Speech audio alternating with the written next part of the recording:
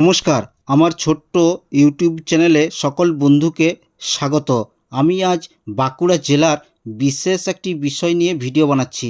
তো বাঁকুড়া জেলার এই বিশেষ বিষয়টির সম্বন্ধে সমস্ত তথ্য জানতে হলে আমার এই ভিডিওটি শেষ পর্যন্ত দেখুন।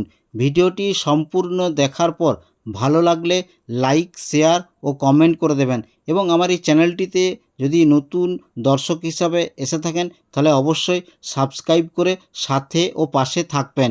আমরা সকলেই জানি যে বাঁকুড়া জেলার জয়রামবাটি গ্রাম অত্যন্ত পুণ্যভূমি নামে খ্যাত।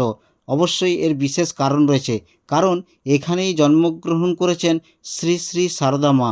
শুধুমাত্র এই জয়রামবাটি পুণ্যভূমি নয়, বাঁকুড়া জেলা এমন একটি জেলা যে জেলা প্রাকৃতিক সম্পদে পরিপূর্ণ।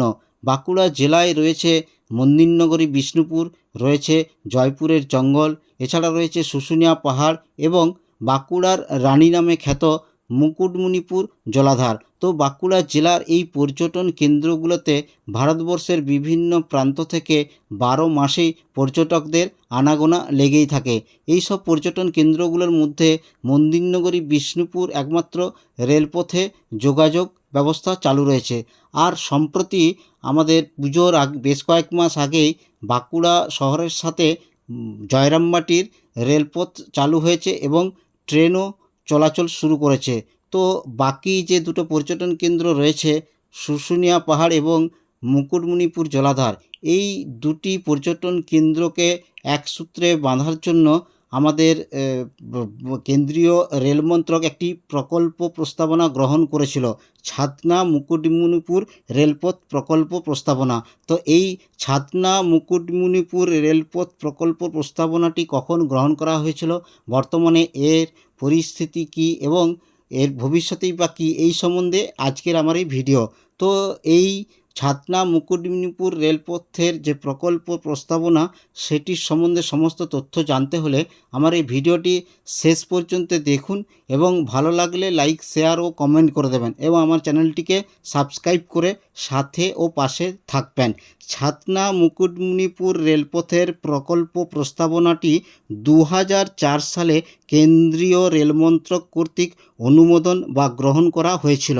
বাঁকুড়ার তৎকালীন সাংসদ এবং সংসদের রেলওয়ে স্ট্যান্ডিং কমিটির চেয়ারম্যান বাসুদেব আচারিয়ার বিশেষ প্রচেষ্টায় এই গুরুত্বপূর্ণ প্রকল্পটি অনুমোদিত হয়। 2005 সালে বাঁকুড়ার জেলাশাসকের উপস্থিতিতে একটি বৈঠকে এই প্রকল্পের জন্য জমি অধিগ্রহণের বিষয়ে প্রথম সিদ্ধান্ত নেওয়া হয়।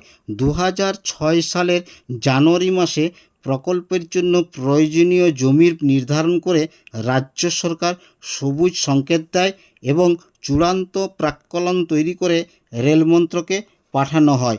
2008 সালের 8ই জানুয়ারি রেলমন্ত্রক জমি অধিগ্রহণের প্রাথমিক কাজ শুরু করার জন্য 12,81,30,000 টাকা বরাদ্দ করে।